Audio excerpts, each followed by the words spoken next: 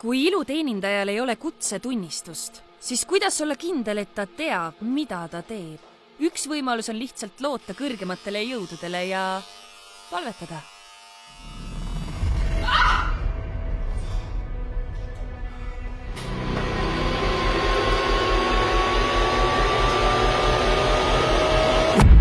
Tööandjale või salongi omanikule annab kutsetunnistusega iluteenindaja garantii, et see töötaja omab laialdasemaid baasteadmisi ja on kirglikult meelestatud oma eriala suhtes.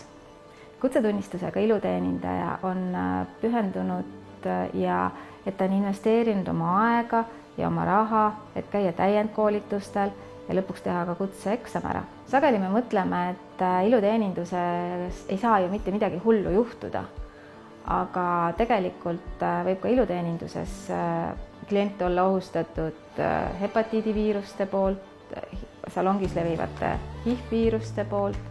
See rivi on väga pikk, mis haigused võivad tegelikult salongis levida ja kui iluteenindajal teadmised puuduvad, siis on võimatu neid ka ära hoida. Kutsetunnistus on oluline sellepärast, et see tõestab, et inimene oskab seda, mida ta ütleb, et ta oskab. Mina tööandjana ja kliendina valin alati kutsetunnistusega iluteenindaja, sellepärast, et mina ei soovi riskida oma tervisega või oma ebaõnnestunud välimusega. Küünetehnik, juuksur, jumestaja grimeeria.